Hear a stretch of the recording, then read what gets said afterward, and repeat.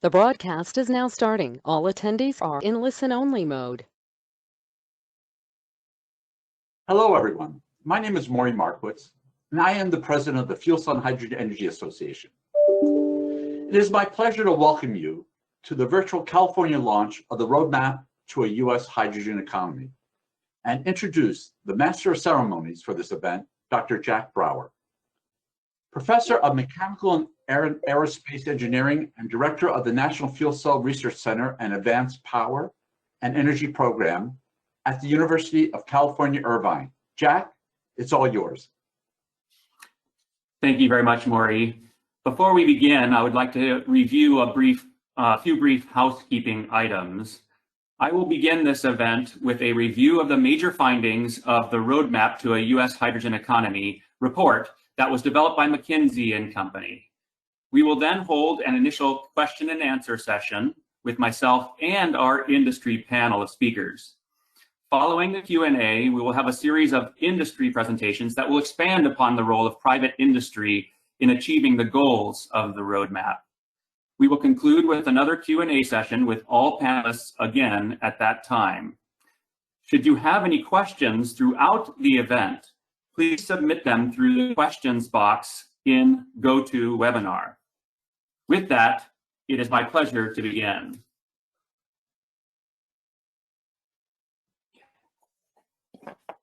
U.S. companies from across many sectors have come together to develop this roadmap, and many of these companies are household names, as you can see here. Next. And they've come together because they have all realized the very significant benefits that hydrogen offers for economic growth and employment, for making the increasingly renewable grid resilient and reliable, for reducing local pollutants and improving air quality, and reducing greenhouse gas emissions. Next. And this roadmap lays out a 10-year plan that has 4 phases for achieving the goals of the roadmap. These 4 phases we will refer to many times in this presentation, starting with immediate next steps, early scale up, diversification, and then broad rollout. Next. And hydrogen offers unique characteristics as a zero emissions vector that enables it to provide exactly what we need to achieve full decarbonization and full elimination of criteria pollutants throughout many sectors of the economy and all of society. And we are just highlighting 5 of these uses of hydrogen in this particular figure. First, hydrogen can assist power generation with grid balancing at both the centralized, meaning very large facilities next to big power plants, both renewable and fired power plants, but also in a distributed fashion throughout society. It is a unique energy carrier in that it offers massive and seasonal energy storage that nothing else can provide with zero emissions. Next. It also can be used as a transportation fuel, including materials handling, forklifts and stuff, but also light and heavy duty vehicles, and with captive fleets and even rail. Next. It can be used as a fuel for residential and commercial buildings and can be mixed with the existing natural gas and eventually replace that natural gas as a zero emission fuel. Next. It also is a feedstock. Already it is a required feedstock for many industries like ammonia, methanol, and refineries. And in the future, it will be used as a feedstock for making synthetic renewable fuels for things like aviation and marine. And finally, there are certain applications in industry that require a reducing gas, or that require a hydrogen chemical, or that require the high temperatures that only something like a hydrogen renewable fuel can deliver. So these kinds of things, hydrogen will enable in its use in society. Next. So the US hydrogen market already today is significant. More than 11 million metric tons are currently consumed annually, and this is about a $17.6 billion market. 77% of the hydrogen we use today is made by steam methane reforming. That's converting methane to hydrogen. And 23% comes as a byproduct, mostly from refining. And you can see here that 50% of the hydrogen is used today in refining operations, but a very significant amount, 38%, is also used in ammonia and methanol production. Smaller amounts are used in metals and other applications. Next. And the concept behind this roadmap that all of these companies have agreed to is the inevitability that we must actually transition all of the hydrogen production to low carbon hydrogen. But low carbon hydrogen can be made in many different ways. And the study is pathway agnostic, meaning that all of these low carbon ways that I will introduce are being considered equally as they may contribute to the low carbon hydrogen economy. Water electrolysis is one of the main ways that we can make zero emissions hydrogen when we use zero emissions primary energy from nuclear, solar, or wind. We can also do it by the traditional way, steam methane reforming, okay, but using carbon-free fuels or carbon capture and storage. We can also do direct gasification of waste streams, which we must always do for a sustainable economy anyways, and make some renewable hydrogen out of this. It can also be a byproduct from other industrial processes. All of these processes can contribute to a sustainable way to introduce low carbon and low criteria pollutant emissions hydrogen. Next. And as just one of the examples of a pathway for producing this, we show here a map of the United States, which shows the carbon capture and storage sites that are available throughout the United States in saline formations and unminable coal areas, for example, and how they happen to be coincident, co-located with hydrogen use, like ammonia plants, and you can see existing ammonia plants there, and hydrogen production facilities. So you can see here that the United States has a great potential for making hydrogen in a zero carbon way by carbon capture and storage, as one example. We have examples also for the renewable pathways using solar and wind. Next. And the roadmap lays out a high growth pathway for hydrogen in which, next, we can achieve more than 14% of all US energy demands from hydrogen and the vector of hydrogen in this way as shown here. So today we use, like we showed earlier, about 11 million metric tons. And by 2030, we think we will get it up to about 17 million metric tons. And by 2050, in particular by expanding hydrogen use in several applications, as I will describe here, we can make this 14% contribution. So we would add on top of existing feedstocks, fuel for residential and commercial buildings, transportation fuel, and some additional interesting uses like synthetic jet fuel and ammonia as a fuel for shipping. If you add all these together, that's where we see the maximum impact that hydrogen will have in 2050. Next.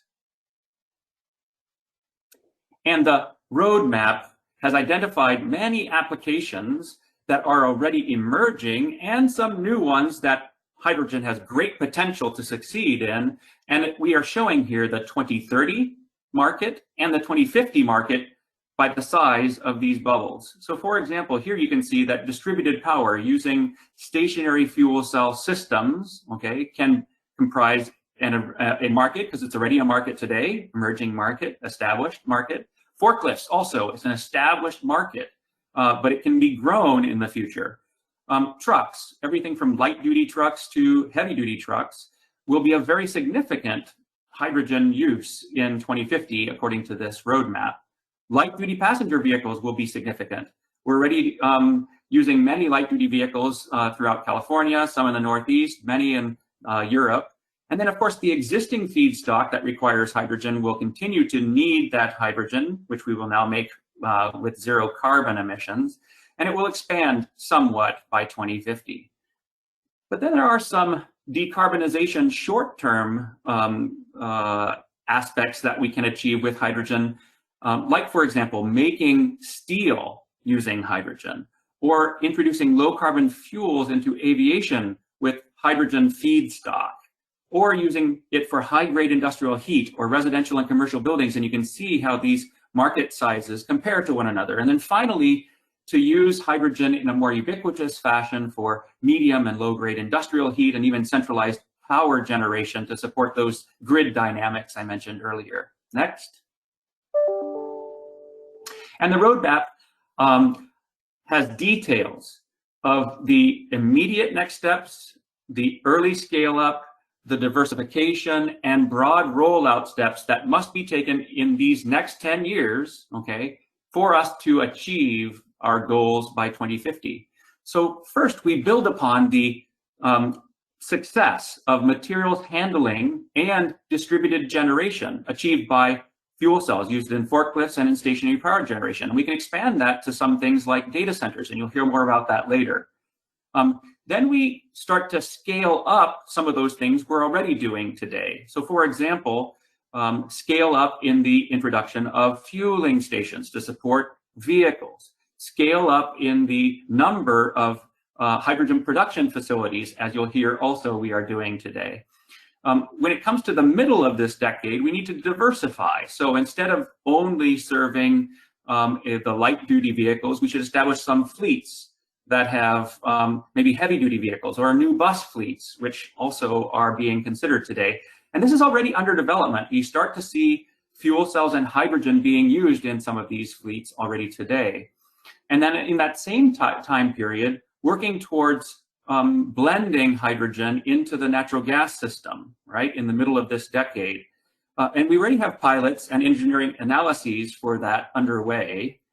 And by 2031, then, initiating the broad rollout of hydrogen for its use throughout society in things like aviation, shipping, steel, and low and medium grade industrial heat. Now, these applications aren't available today. However, there's research and development investment and pilot programs that are underway. So this seems to me to be a reasonable way in which we can roll out this hydrogen roadmap. Next, please. And the companies have aligned themselves on a set of ambitious roadmap milestones for each of these 4 phases. Next. And there are details for each of the markets in which hydrogen will play a significant role. I'm showing here only the fuel cell electric vehicle sales and fueling stations and the expected growth in this time period that would allow us to meet our goals in the roadmap. And what you can see here is that, of course, 2,500 vehicles being sold today must grow by 2030 to over 1 million vehicles sold per year, okay? And fueling stations must increase by less than 100 that we have in service today to something more like 4,300 by 2030 for us to enable this kind of hydrogen use throughout society. And there are many more details in the roadmap for all of the applications and how they must scale up over time. Next. And this will be a significant boon to our economic and job opportunities. More than $8 billion, okay, will be a part of that market in this broad rollout phase in 2030. And more than 500,000 clean and green jobs will be created in 2030 if we follow this roadmap. Next. And the US economy will benefit by 2050 at least with an over $750 billion in revenue market with 3.4 million jobs. And all of this, realize this, all of this is with domestic, clean, zero carbon, zero criteria pollutant emissions, okay, energy. It's one of the only vectors that enables this 100% domestic energy conversion. And with that, we will have a 16% reduction just through the hydrogen vector, okay, It enables more even if you count all of the renewables and nuclear power that could go in that would reduce emissions further. And a 36% reduction in nitrogen oxides, very significant and increasing in air quality and health. All of these benefits accrue to the adoption of this kind of roadmap. Next. But it doesn't happen without all of us working together. Next. And these companies have come together to set the North Star, to set dependable, technology neutral decarbonization goals. Next. And key actions need to be taken immediately, like creating public incentives that bridge the barriers to the initial market launch, supporting infrastructure development, which is going on in many states already, expanding the use of hydrogen across sectors, and including hydrogen-based options in government procurement. Next. And making systematic changes to pave the way for these future applications, like research and development and demonstration and deployment projects, which also are underway in many of these sectors already, to harmonize codes and standards, which is already starting to occur, especially through the Center for Hydrogen Safety that was recently established, and to support outreach and workforce development, which is happening at many universities, including ours, and to review energy sector regulations, okay, and incentives as they go forward, which is also happening in many states around the United States. Next. If you haven't yet downloaded your version of the roadmap, and if you want to read more details, please go to ushydrogenstudy.org. There you can see this roadmap. So we would now like to open things up and begin taking questions on the roadmap. I'd like to have my industry panelists turn on their microphones and their video cameras, please. And Connor Dolan from the Fuel Cell and Hydrogen Energy Association will be facilitating the Q&A.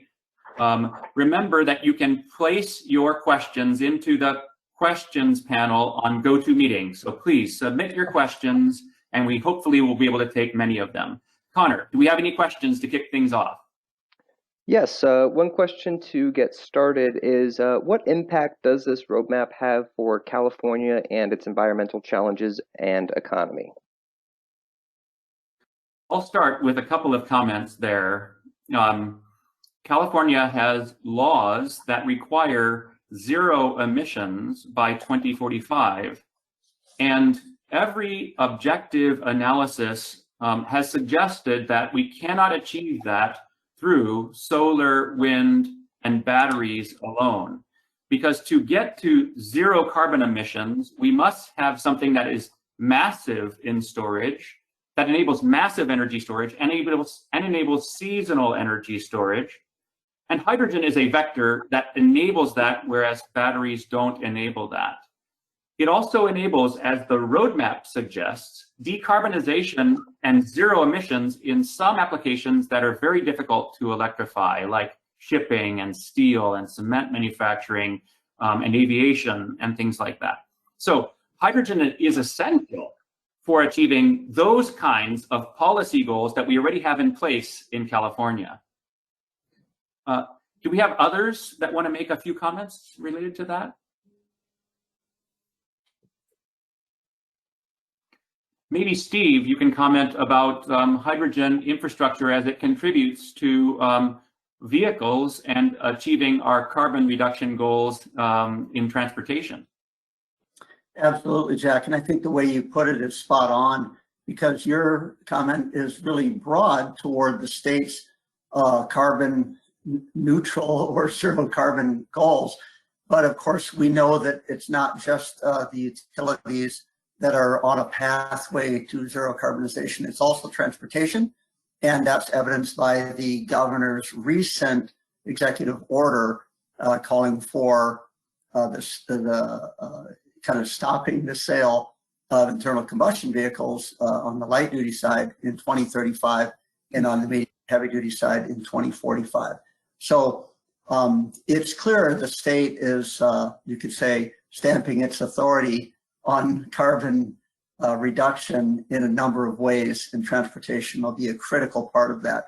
And last, I think just like you said, Jack, that giving people choice of technology will actually advance the carbon reduction goals faster than just a single technology. So even ARB has said on the record, they cannot achieve these goals without both battery electric and hydrogen fuel cell.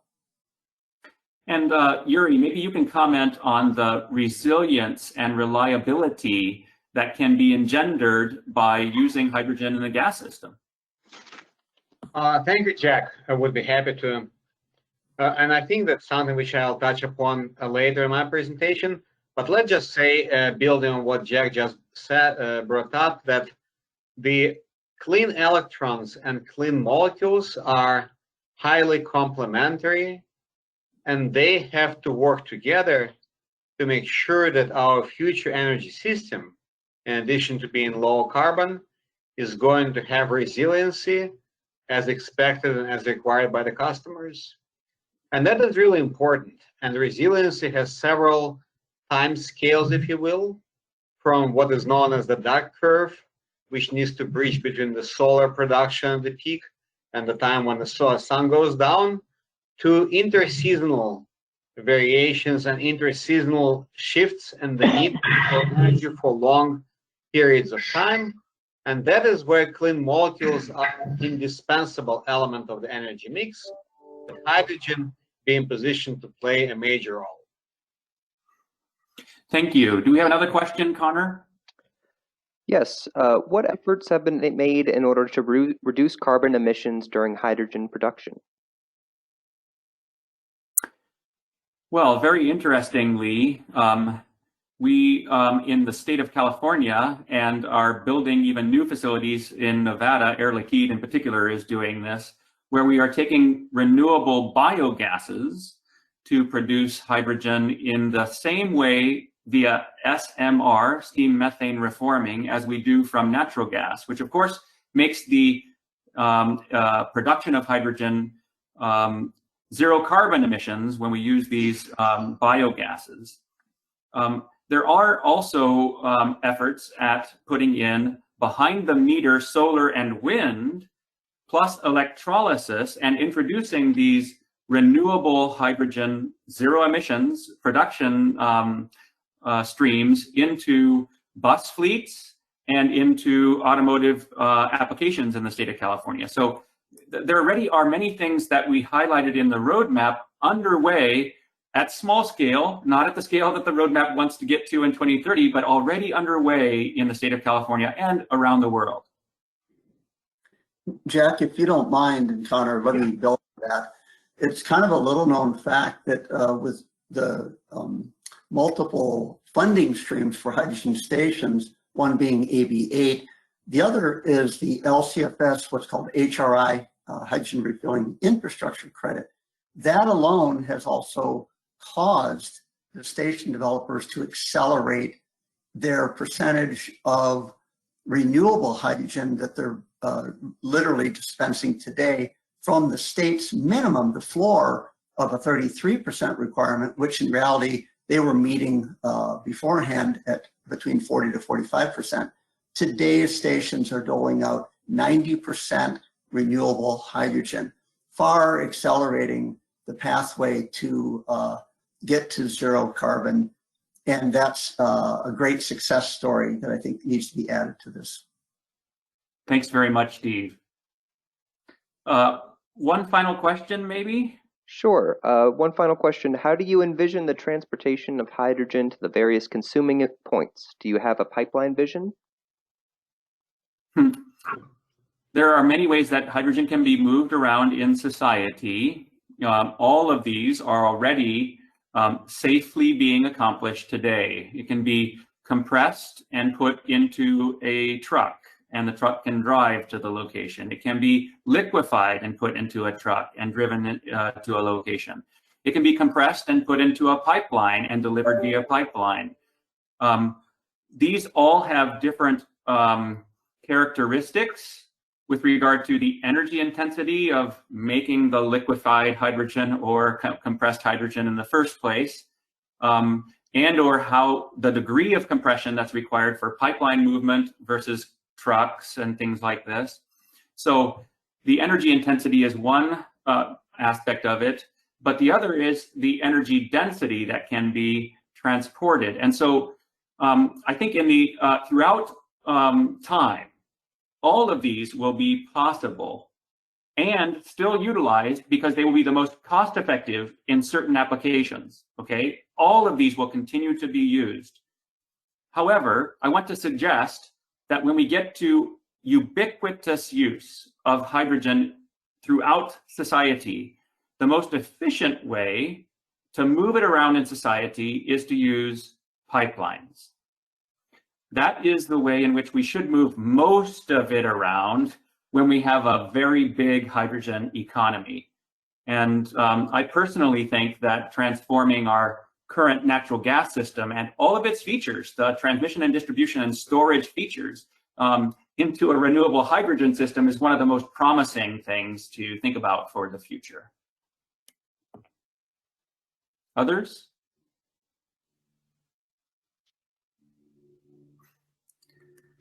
Okay. Well, thank you for your valuable and insightful questions. And I want to thank you all the panelists for your assistance in helping me answer those. Our panelists today are Keith Schmid, sitting in for Andy Marsh of Plug Power.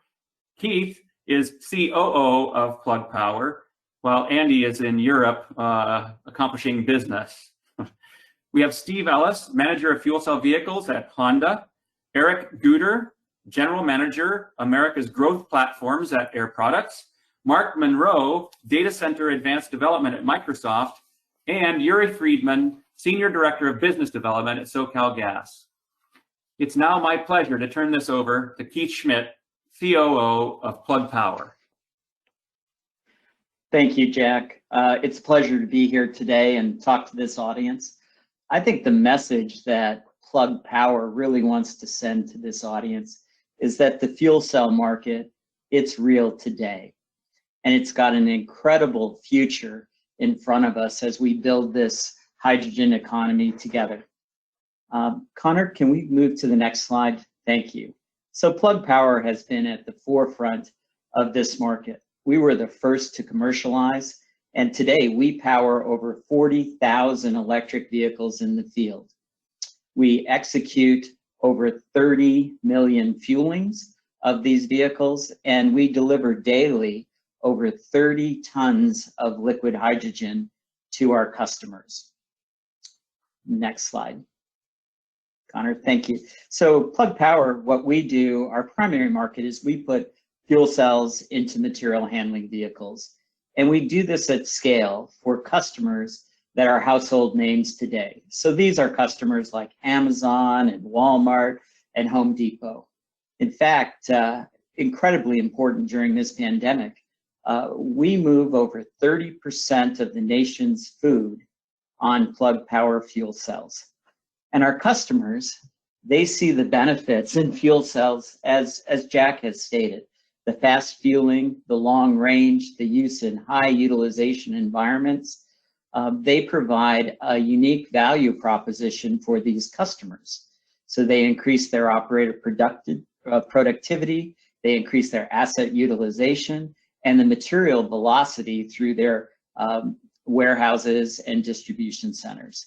So with fuel cells, we're able to improve our customers' operations and actually save them money. So the future for fuel cells is here today. It's commercialized and they're adding value. Connor, thank you. So today, Plug Power, we know that key to fuel cell adoption is having economical hydrogen available at the point of use. So at Plug, we have built, designed, and we operate today the world's largest hydrogen refueling station network.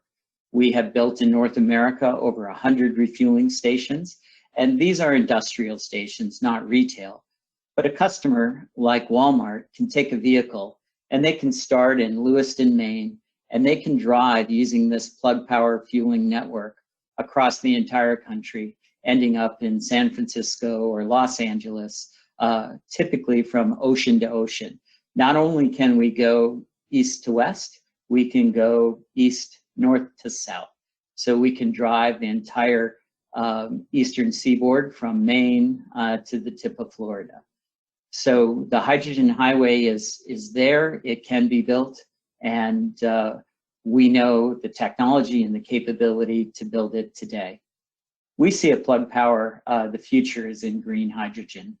So as we recently announced at our symposium, we are planning to build 5 green hydrogen plants regionally deployed across North America.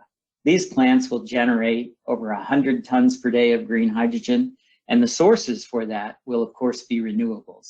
So wind and hydro and solar. We're not going to build these plants alone. We're going to build them with partners. And we've recently announced deals with both Apex and Brookfield, big players in renewables. And we're putting together at Plug the capability to make this real. So we acquired United Hydrogen, the 3rd largest hydrogen generator in North America earlier in the year. And they brought to Plug the capability for generation, distribution, and most importantly, liquefaction. And as Jack mentioned earlier, moving fuel in a dense form is very important. So coupled with that, we acquired best-in-class electrolyzers technology at megawatt scale with our acquisition of Gyner ELX. And from that, we have the pieces in place to build these generation plants and grow green hydrogen for this economy. Connor, next slide. Transportation is a great opportunity for hydrogen and fuel cells as we move forward. And Plug Power has designed a product line specifically designed for OEM transportation applications.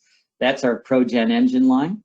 So we have several different pre-engineered plug-and-play system solutions, and they're designed to make it easy for OEMs to create FCEVs and integrate into their existing electric drive systems. They're all complete, simply plug and play, hydrogen in, and the appropriate bus voltage for your drive motors and motor controllers on the output.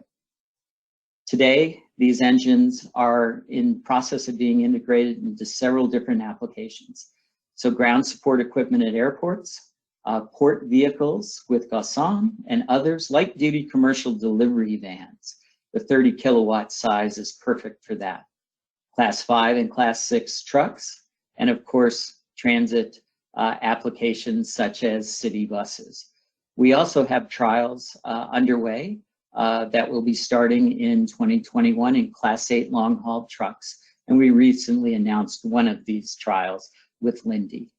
We take these same engines that will enable zero-emission transportation solutions to help us decarbonize, and we can put these together in series and parallel configurations to make large-scale stationary systems. And these megawatt-scale systems can be used for applications like data center backup power. They can be used for shore power and ports, microgrids, as we move forward into a decarbonized zero-emission environment. Next slide, Connor. So at Plug, we're driving scale, and we are building the world's first PEM technology gigafactory right here in North America, creating hundreds of green tech jobs. By the numbers, our gigafactory will have, by 2024, more than 1.5 gigawatts of output. And to put that into perspective, that means 7 million MEAs. The MEAs are really the heart of the fuel cell stack. 7 million bipolar plates and over 500 megawatts annually of electrolyzers to feed those green hydrogen generation plants. The plant will be fed by renewable electricity and will be generating green hydrogen on site. We'll have automated stack assembly with over 60,000 fuel cell stacks produced in a given year. We're well underway. We're announcing our site location this quarter, and we expect to be up and operational in the middle of 2021. Connor, next slide. So Plug Power, we're on track for 2024. We've announced our goal of achieving over $1.2 billion in annual sales and over $200 million in positive operating income. And we're well on the way to those goals. If you annualize our third quarter results from this year, you'll find that we're 60% of the way there already. We know at Plug that the future for us doesn't end in 2024. As we drive forward in logistics, zero emission transportation, large scale stationary power, and of course, becoming a leader in green hydrogen production, we see the future is great, it's green, and we're just extremely excited as a company to be building this hydrogen economy with everyone in the industry. Thank you all, and back to you, Jack. Thank you very much, Keith. Next, we have Steve Ellis, Manager of Fuel Cell Vehicles at Honda. Steve? Thank you, Jack. Yes, my name is Steve Ellis. I'm with American Honda Motor Company, and I've been part of the fuel cell program since the first vehicle launched to a customer in 2002. So let's get right into it and get you updated with where we've been and where we're going.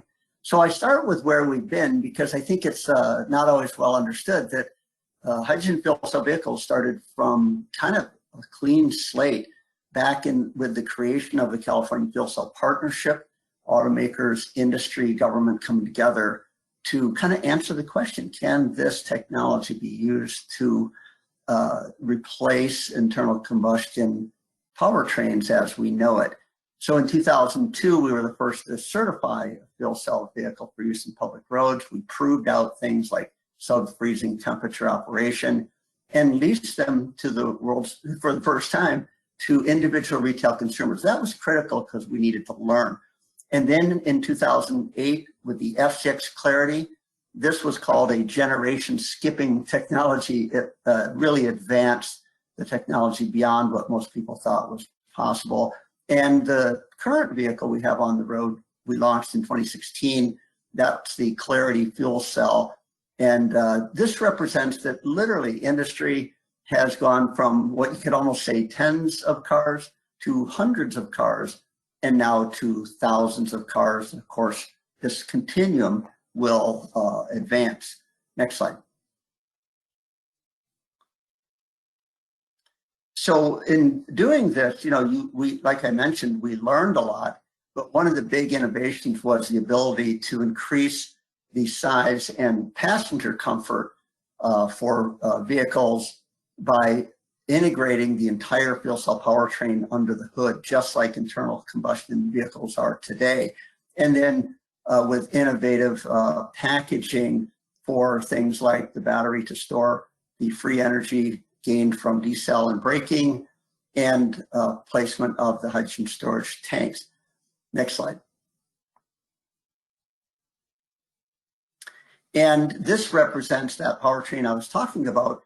And in real simple terms, you can see that from a size standpoint, it's slightly smaller actually than the equivalent V6 powertrain that's currently used in a number of Honda and Acura vehicles. So once this was achieved, it kind of gives you that aha moment of, okay, you don't need to completely re-engineer a vehicle to integrate fuel cell technology. Next.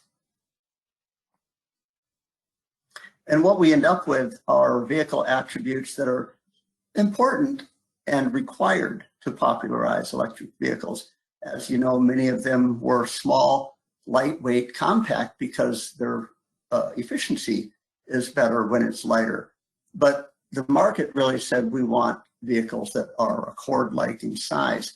So we achieved that, 5-passenger, great performance, fun to drive, great handling vehicles, and great value of fuel cell technology comes to customers with 3 to 5 minute refueling. And in this case, we were EPA certified over 360-mile range. Next.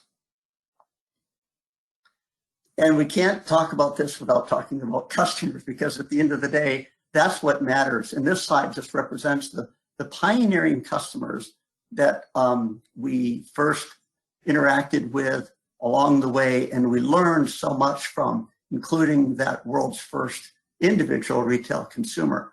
So it was kind of a valuable partnership, you could almost say, that we learned from them, and they gave us great feedback and information, and we continued to develop the product because of that.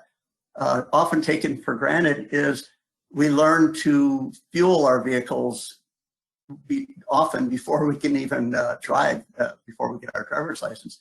So the importance of learning from them about the fueling habits, the interface with the equipment, was also a critical lesson along the way.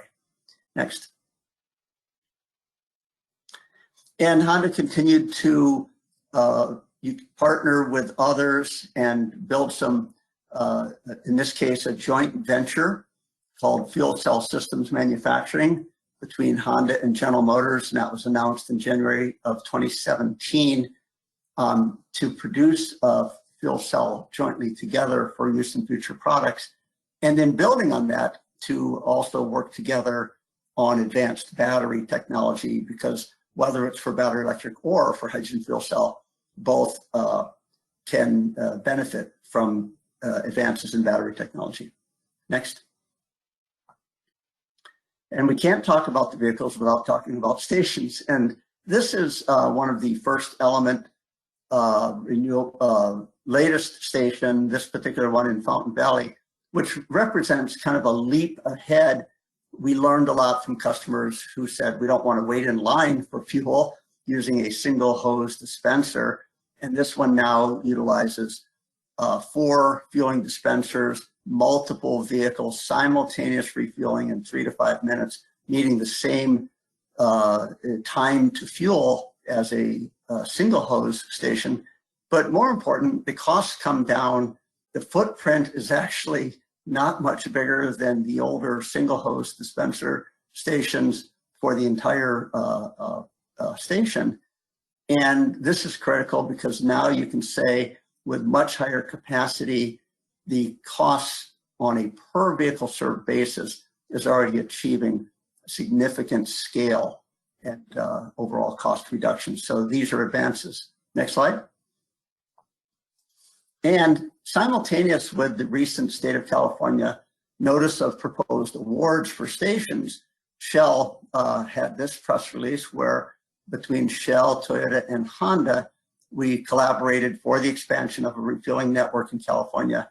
And with on Shell's side, they committed to 51 hydrogen stations, and automakers committed to deployment of vehicles. So it's a good example of partnering toward the goal of helping to expand the station network.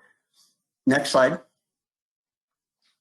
And you can see that the fuel cell technology, having borrowed a slide from another automaker here and adding to it, the technology, as you've heard, applies to so many things beyond just what we know of as vehicle transportation or even light duty, opportunities for marine use, heavy duty, in all the different classes, recent announcements by other truck makers, including, as you heard, from Plug Power applications in forklifts and material handling.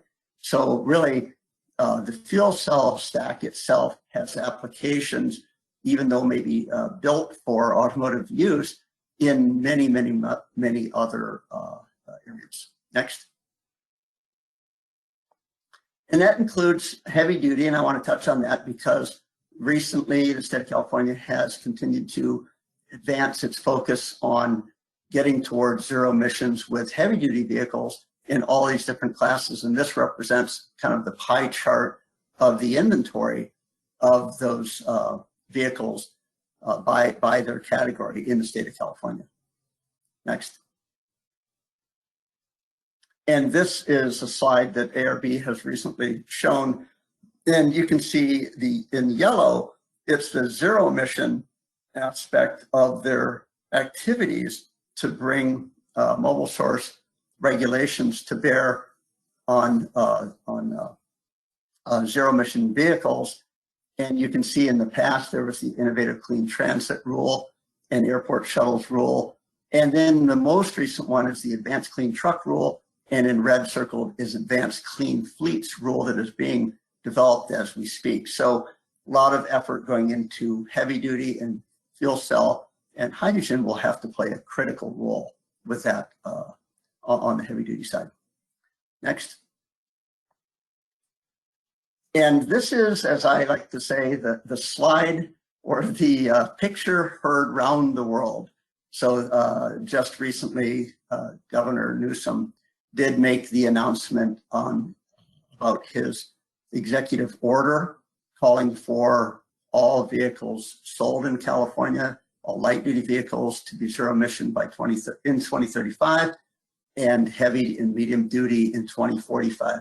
So clearly, this has resonated around the world, and it is what is referred to as a market driver for zero emission technology.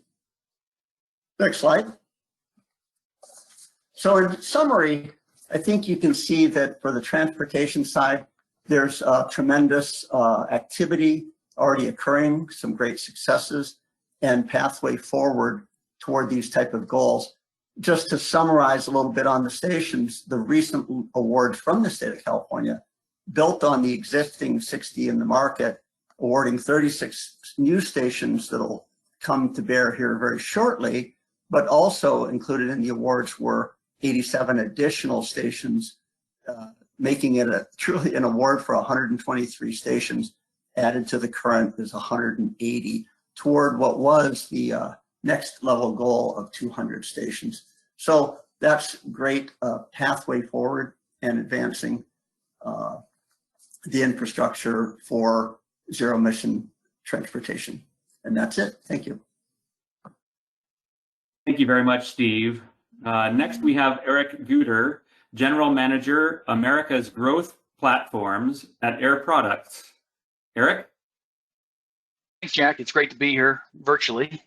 I would like to thank the Fuel Cell and Hydrogen Area Association in the state of California for hosting Air Products on National Hydrogen Day.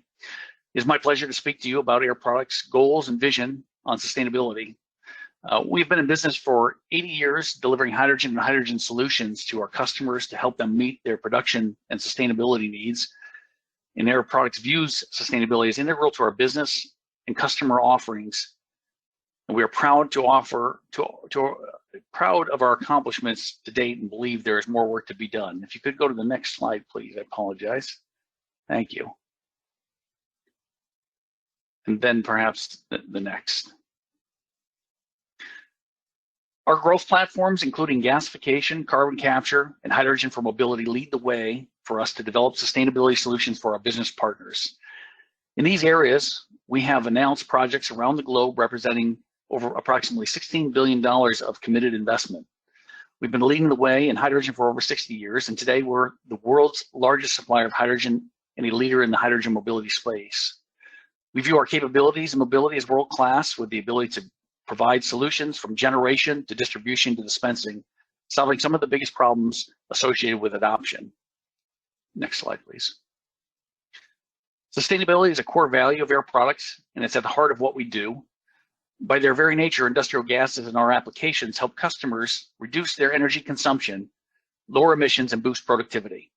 Last year, we enabled our customers to avoid the equivalent of 69 million metric tons of carbon dioxide emissions, more than 2.5 times our own direct and indirect CO2 emissions.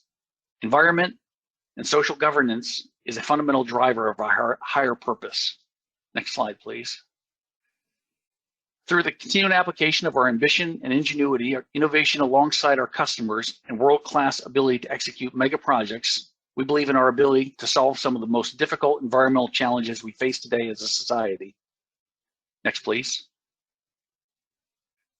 Along the journey producing cleaner fuels, we are developing hydrogen sources moving from gray to blue to green, representative of the decreasing carbon intensity of hydrogen as a fuel source.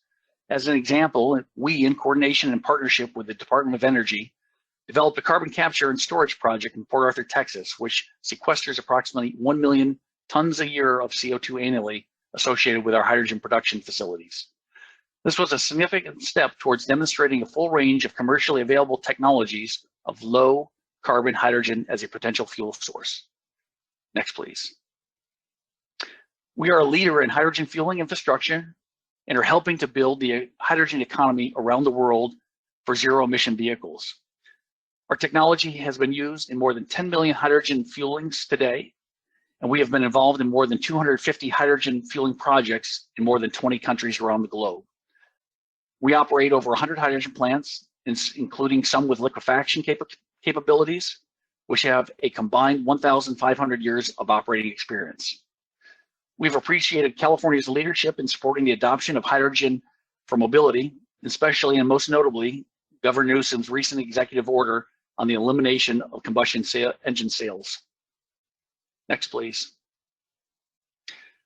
To that end, Air Products has also recently announced the world's largest green hydrogen project in the world to date, which is anticipated to be on stream by the end of 2024. This hydrogen is intended to be moved anywhere in the world it is needed to meet geographical carbon reduction goals in mobility. We believe that projects of this scale are necessary to meet the significant growth anticipated in the market, providing a surety for vehicle manufacturers and governments that low carbon fuels will be available to meet their targets. Next slide, please. Through a joint effort with NEOM and Aqua Power, Air Products is investing approximately $3.7 billion in this world-scale green hydrogen project. Additionally, we are investing another $2 billion to facilitate downstream infrastructure build-out wherever the hydrogen is needed around the world. We're excited about the potential opportunity to bring some of this investment to California for the jobs it will create and its ability to help the state meet its carbon reduction goals. We applaud California's efforts and look forward to continuing our support of their vision for decarbonization. And I thank the Fuel Cell Hydrogen Energy Association for the opportunity to speak today. Thank you, Jack. Thank you, Eric. Next, we have Mark Monroe, Data Center Advanced Development at Microsoft. Mark? Thanks, Jack. I have a little bit of a different role here than most of the other folks today. We're one of the only company here that's really an end user of the hydrogen technology. You know, we're not going to make hydrogen. We're not going to, well, maybe we'll talk about that later, but we're not making fuel cells or electrolyzers, but we are investigating the use of hydrogen to help us manage some of our power needs in the data center industry. And so what I'd like to do is to go through a little bit of orientation for you about what we mean when we say hyperscale and the kinds of speed, size, and volumes that we're talking about. So let's go to the next slide, Connor. So to give you a little idea about what is hyperscale, I wanted to share a little bit of information from our chairman, Satya Nadella, when he was talking last November at the Microsoft Ignite conference. And let's go to the next slide. So Satya says that at one point in his presentation, we're going to go to 175 zettabytes of data by 2025, up from 40 zettabytes of data today. Now, if you don't know what a zettabyte is, there's a little guide along the right-hand side of the slide. A zettabyte is a million petabytes, a billion terabytes, a trillion gigabytes. And so it's going to take a little bit to do something like that in only 5 years. The device that's pictured there next to the prefixes for the different sizes of storage is a unit that is available on the market today, holds about 1 petabyte of data, so a petabyte would be a million gigabytes, takes up about 22 square feet in a data center and uses about 17 kilowatts of power, each one of these. In order to meet Satya's goal or anticipated need, we're going to need 135 million of these devices deployed between now and 2025. And they'll take up about 105 square miles of space in aggregate, and we'll use 2.3 gigawatts of power. So let's go to the next slide. And just to get a visual on this, I've put a square in Los Angeles, and you can see it goes from Long Beach to Compton, from Torrance to Lakewood. In every 22 square feet, there'll be a storage device. And oh, by the way, Connor, if you'll flip through the animation, we'll need 2 nuclear power plants to generate the electricity that's necessary just to power the storage. Now, this is just to store all the information. It doesn't count the compute that's necessary or the networking gear. Just storage over the next 5 years is what we anticipate as an industry. That's not all Microsoft. Let's go to the next. Of the speed of innovation, or a little bit more about size. Microsoft has data centers in Boynton, Virginia, and you can see where the yellow arrow is. There's in the light yellow outline the outlines of the town of Boynton. The darker yellow outlines are the land that Microsoft has purchased and plans on filling with data centers that will have some of that storage in it, for example. This will just happen on the East Coast. There's similar pieces of land on the West Coast, in Europe, and all the continents around, and growing very quickly. Next slide, please. To give you an idea of scale and how fast these things happen, this is an aerial photograph of Microsoft's data center in Quincy, Washington, which is in the eastern part of the state. When I visited the facility in July of 2018, it looked like this. Each of those rectangular buildings kind of in the distance has more than 8 megawatts of IT equipment inside of it, computers and storage devices and networking. To give you an idea of how fast things go, if you go at the next slide, this is the current image that's on Bing. The yellow arrows point to the 2 buildings that we were looking at before. And you can see that there are 4 more buildings that are twice the capacity of those the existing buildings pointed to by the yellow arrows that have been built in less than 18 months, less than 2 years. That capacity has come online, and Microsoft and other hyperscale companies around the world are experiencing similar growth to these types of facilities. Next slide, please. Now, the one thing that all the data center companies have in common, and not just the 24 or so hyperscale companies, but the tens of thousands of data centers that are around the world owned by corporations or co-location companies and so on, is that we all need reliable power. People need to have the access to their digital services 24 hours a day, 7 days a week. And in order to have that reliable power, everyone in the industry today relies on diesel backup power. Diesels are great in terms of the energy density that they have and the support that they give us, but they're noisy, they pollute. It's very difficult to get air quality permits that are necessary to install them at very large scales, like you saw in the Quincy installation. And so we've been looking into a number of different alternatives, including hydrogen-powered fuel cells, over the last few years. Let's go to the next slide. This is a concept of what we think a size comparison between our current diesel generator installation on the left. And you can see a door that's a person-sized door on the side of the enclosure that gives you an idea of the scale of the 3 megawatt generator inside its enclosure, along with some of the other electrical equipment that goes along with it. And then on the right is a concept of what an equivalent capacity fuel cell generator might look like. A couple of containers, some storage infrastructure, at the scale that we have to do, we believe that we need to have liquid storage on site because of the requirements. And in fact, most of the data centers around the world today store between 12 and 48 hours of fuel on site. Which, if we go to the next slide, when we combine that for one of the facilities the size of the Quincy that I showed you, the large number of data centers, we'll need a number of these liquid hydrogen spheres holding up to 100 tons of hydrogen for 30 megawatts of power and be able to run for 48 hours. Now, this is a very different application than a lot of the other ones.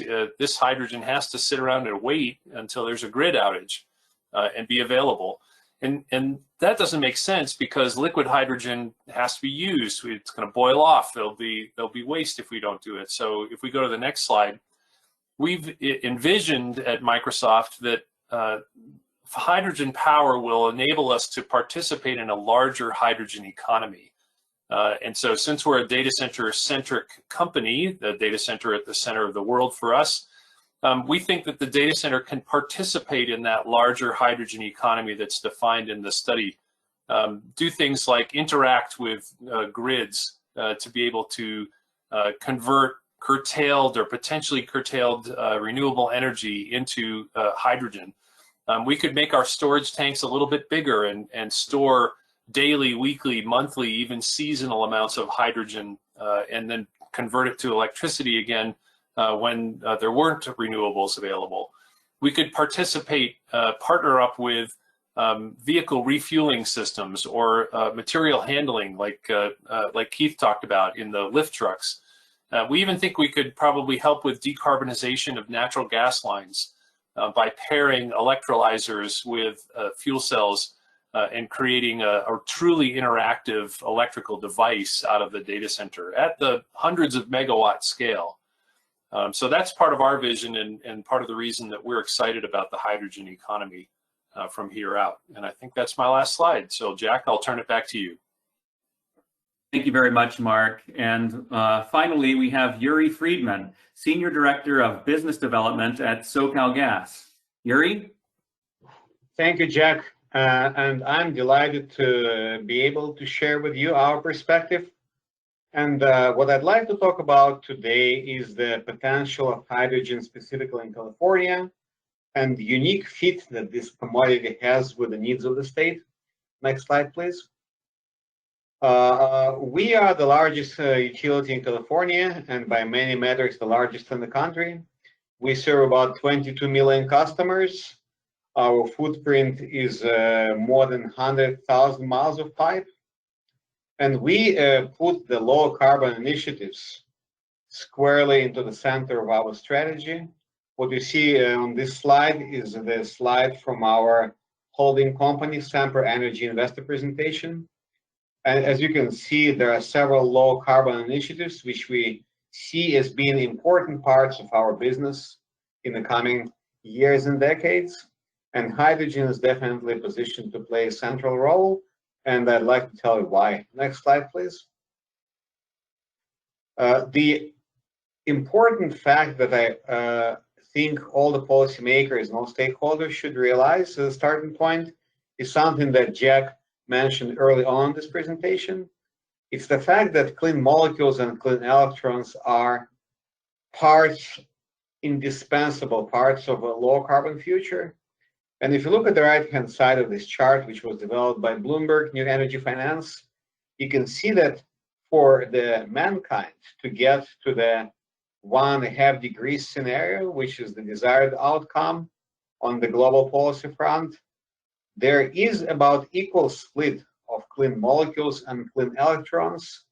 And in other words, what we think sometimes in California as those niche, hard to decarbonize sectors are actually half of global energy demand on a global scale.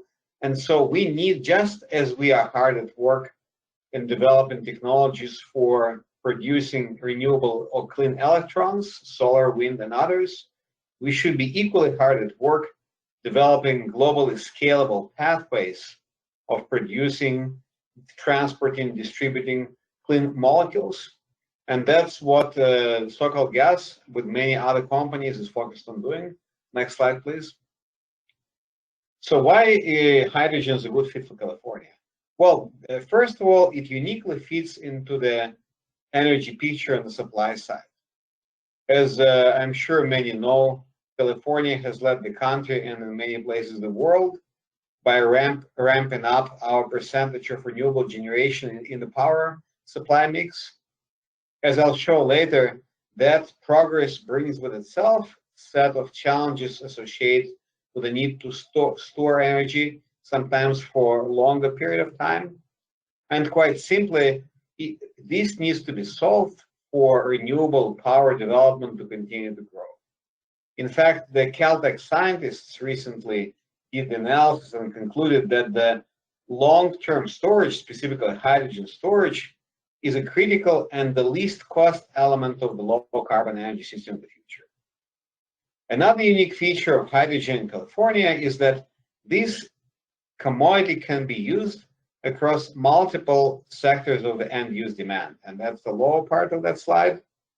We can use this, and we are using this, as you have heard from multiple participants already, in transportation, in the fuel cell vehicles. There's a strong momentum for using hydrogen power generation. You may have heard about LA DWP, Los Angeles Department of Water and Power, intent to repower an intermountain power project, initially with a blend of hydrogen and natural gas, and eventually pure hydrogen. That's a project, and I'm sure there are multiple other projects to come. On the distributed energy, this unique fit of hydrogen with resiliency needs of the state, where hydrogen fuel cells can provide effectively the power capability in case the centralized power delivery is going to be interrupted, for example, in the event of a public safety power shutoffs. Hydrogen can, and in many places, is already used in the buildings to decarbonize them, which is cost competitive and sometimes cheaper than their electrification. And last but not the least, industrial heat, industrial processes are a sector where hydrogen may be the only way to bring them to zero carbon. Let's go to the next slide, please. Do you see the chart on the left-hand side? This chart is not a forecast, it's historical data of curtailments of renewable power in California. And two important observations on that chart are, first is more obvious, is that the curtailments are rising as share of renewables in California are growing. The second important observation is that you can see that curtailments are substantially higher in what we call shoulder seasons, where the demand for energy is lower because of milder climate. And curtailments are lower in the peak seasons when there's so much demand for energy that there almost is no need to curtail those. So what it points to is very simple. We need to find a way to store large amounts of energy for long periods of time. And when we say long, we mean not days or weeks, we're talking about half a year. Let's go to the next slide. And the next slide illustrates the fact that batteries, while being a very important element of the energy system in their ability to balance short-term volatility, are not able to store energy in a scalable way for long periods of time. Because if you look at the y-axis of this chart, it illustrates that 4 hours is close to a maximal scalable deployment of batteries. In many cases, it's even lower. So clearly, there's a need for long-term storage. Well, what are the technologies to do that? And let's take a look at the next slide. The International Energy Agency put this slide together several years ago. And if you look at it carefully, you realize that if you talk about storing large amounts of energy for long periods of time, there really are very few technologies that can do that.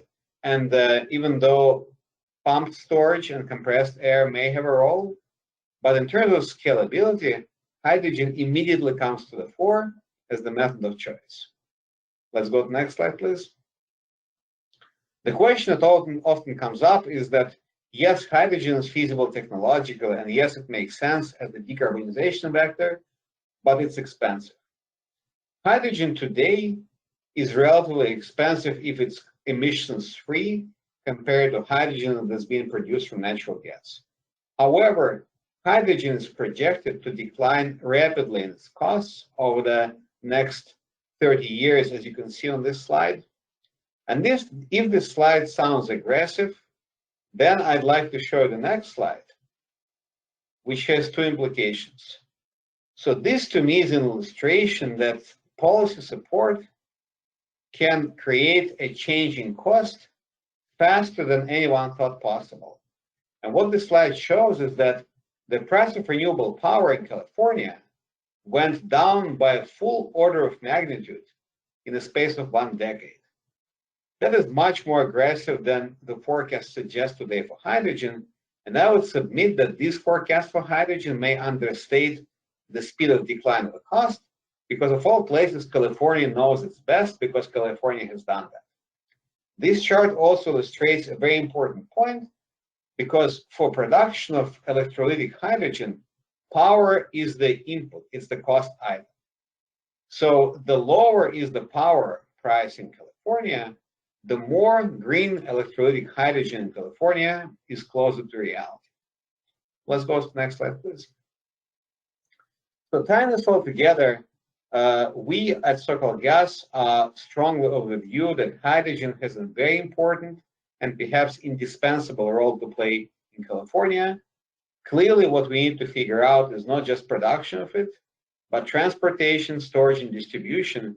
And I agree with my fellow panelists that pipelines are likely to be, at the end of the day, accountable for a very large share of hydrogen transportation and distribution. I also agree with Mark Monroe of Microsoft that pipelines may be highly synergistic in existing pipelines, especially with a hydrogen production and storage facility that are going to emerge in the state. We are hard at work analyzing and deploying various technologies to adapt our network to be able to use our tens of thousands of miles of pipe to be part of the solution for hydrogen infrastructure. And we think that the steps ahead include technical analysis, but also include discussions about policy support to make hydrogen a widespread reality, especially in light of the ambitious goals set by the state of California. And last but not the least, the customers are much more aware about clean electrons than they are about clean molecules. And we believe that customer education is going to be a very important element that ultimately is going to make hydrogen a large and important element of energy mix in California. With that, I thank you for your attention, and back to you, Jack.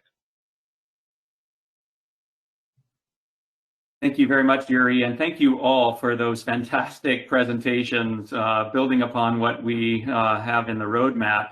At this time, I would like to hold our second Q&A session and ask all of our panelists to turn their microphones and video cameras back on.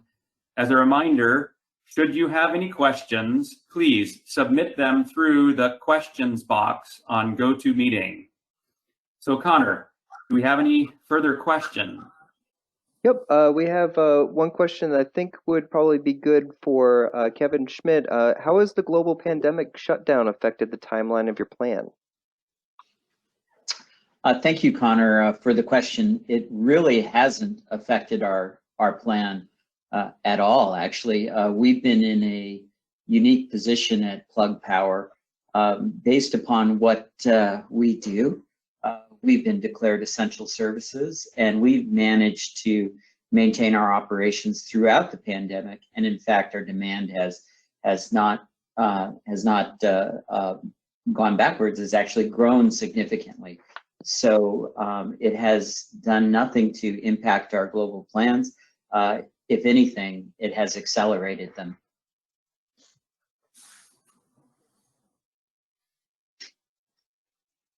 Great. Another question, a few of the folks online have asked about the role of ammonia and hydrogen. Is there anyone that would like to? This is Eric Guder. I can tackle it while Jack's offline, and then maybe he can jump back in. But our NEOM project is predicated as an ammonia project, so moving green hydrogen around the world as ammonia.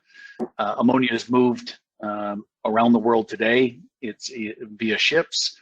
In fact, California imports a tremendous amount of ammonia today in the port of Stockton for the fertilizer market primarily.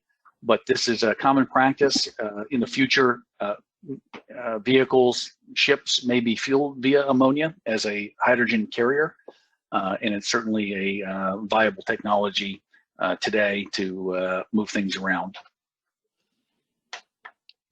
Great. Thank you so much, Eric. Another question that I'll throw just to the group.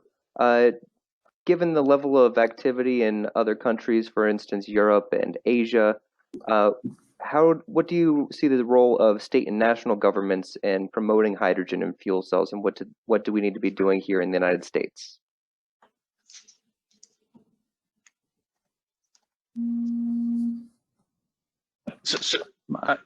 Certainly, California has been a leader in this space to the extent that we can start to adopt more unified policies across the country, facilitating that adoption. That certainly will help or be helpful.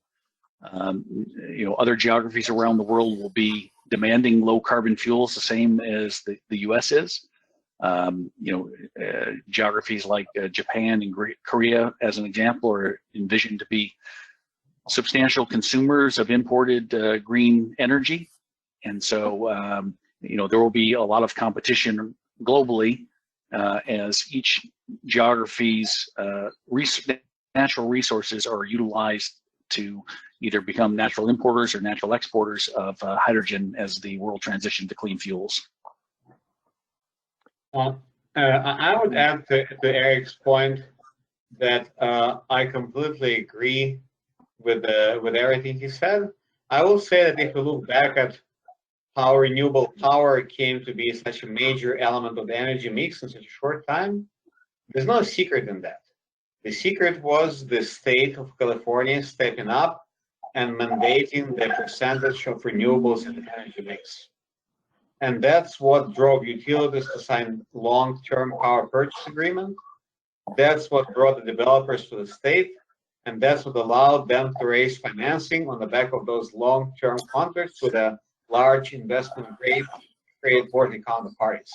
So the recipe is well understood. It's not the only mechanism, but to me, replicating this in hydrogen would make a lot of sense, because ultimately, whether it's clean hydrogen standard, just like there was a renewable portfolio standard, or other mechanism that drives the adoption of hydrogen, I think it's critical to have that in the policy mix, especially if we really want to deeply decarbonize the state as rapidly as we can, because recalling that complementarity of molecules and electrons, this is the probably only way to introduce this new molecule at scale fast.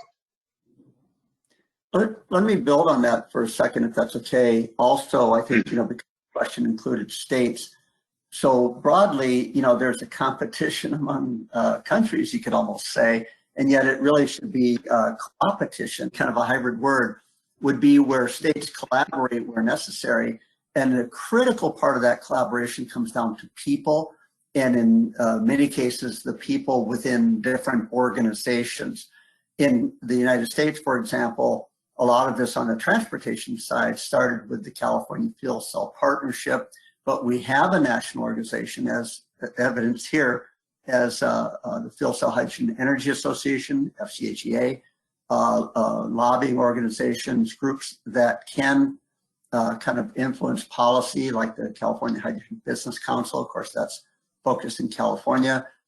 And that really, I think, needs to expand to other states as a model of what they can do. We often hear from some states, and in some ways different countries, that they're challenged by budgets or economics, and yet some figure that out and they find ways to assign not just the money to advance the technologies, but also the people. And that's one thing I've noticed that's quite different among some of the states, where we may struggle to get 1 to 2 people to really join a meeting or pay attention to what's going on with hydrogen fuel cell, where in California you have, to their credit, teams of people within the various state agencies coming together to really help foster these carbon reduction technologies, which, as I noted before, among zero emission vehicles, there's literally only 2, battery electric and hydrogen fuel cell. Great. Another question for the group: what is the status of long-term hydrogen storage development? Would anyone like to take that one on? Well, maybe I'll start. Maybe Eric, I saw you and I both wanted to jump in. Let me say a couple of words. I'll hand it over to you. I'm sure everybody has said something. Now, technologies of hydrogen storage are many. And I think, like in any industry, there's not going to be a single winner. I think ultimately, depending upon the purpose, the scale, the geography, different forms of storage will be optimal, low-cost solutions. There's no question in my mind that using our natural gas system for blending hydrogen and then deploying this at the time of use is going to be an important element of that solution. We are hard at work on that. And going back to Steve's point, there's a tremendous momentum around the world where gas utilities are working together collaboratively, trying to address what is really a very similar question for many geographies, whether it's Europe, whether it's Australia, North America, Korea. The question is the same. How do we use our networks for these low carbon molecules? So together we are working to find the least cost, largest scale answer to this problem, and I'm sure that pipelines will play a major role in that, as will many other forums. So I'll hand it over back to Eric or Jack. I see Jack hand is up. Well, I just wanted to mention that already today, long duration and massive hydrogen energy storage is being accomplished in salt caverns with a high degree of success, very, very low leakage rates, and massive scale. And Air Products is one of the companies that's running one of those in Texas. Eric? Jack, actually, it's another entity that's running the caverns. We manage it a little differently, more along the lines of what Yuri was talking about in large pipelines, where we have a 600-mile pipeline. So to your point, a larger point though, this can be managed in several different fashions, whether we have the particular geography supporting caverns, that's a proven and viable technology, whether we look at the thousands of miles of pipeline infrastructure that we have across this country, that's a viable technology. And so there, common theme in all of this is there's never one answer, but many answers, and what we need to drive to is the most economical answer that provides the resiliency that the market needs. And the storage facilities that we have in current operation in California by PG&E and SoCalGas, these are safely storing methane today. I think there is some research and development questions that are associated with converting those to hydrogen, but they would offer also a massive opportunity if we can address the research and development questions. Great. And then I guess just one last question to wrap things up is why not just electricity? Why is hydrogen needed? So I think almost everyone here probably has a good answer for that. Keith, would you like to get started? Yeah, so I think, on the vehicle transportation side, and I hinted on this earlier, it's, becoming more evident that one technology may not work best to achieve the carbon reduction goals.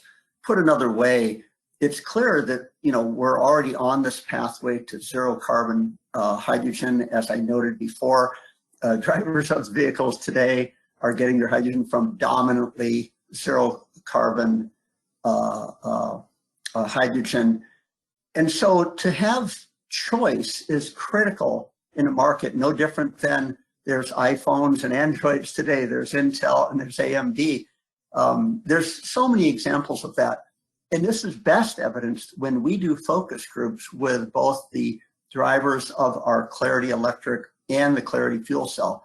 Each have very compelling reasons why they made their choices and why it works for them, and in some cases why maybe the other isn't convenient for them or doesn't work.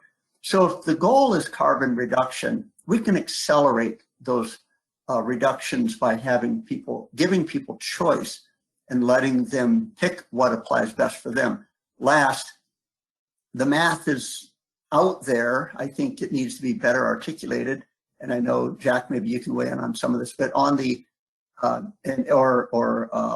Power, but on the medium and heavy duty side of things, when you really look at replacing combustion in trucking, transit, large, heavy vehicles, fuel cell, it does make more sense there, just as diesel made more sense than gasoline when it came to moving big vehicles, a lot of torque, but you needed long range and convenience of fueling. And that's what hydrogen provides for them. So the downside of diesel, of course, is emissions, but fuel cell can replace that in a very ubiquitous way. Yeah, let me suggest, oh, go ahead, Keith. I was just going to agree with what Steve had said.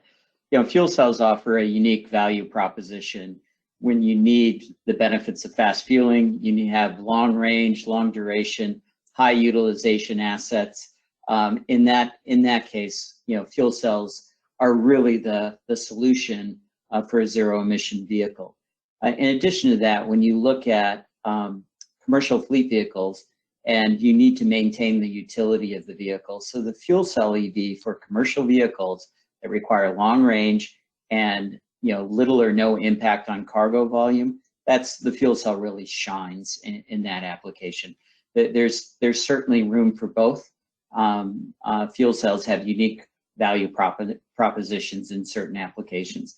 The same is true if we fast forward to the future for you know, clean skies. So the fuel cell has a unique value proposition as we go to electric flight, and again for those same reasons that Jack had mentioned in his presentation. Yeah, Yuri, go ahead. Yeah, if I may, Connor, if you can go back for a second to that slide, the slide 69 in the presentation. This is the one that has the chart. The reason I bring this slide up is that because the question about why not just clean electrons comes up a lot.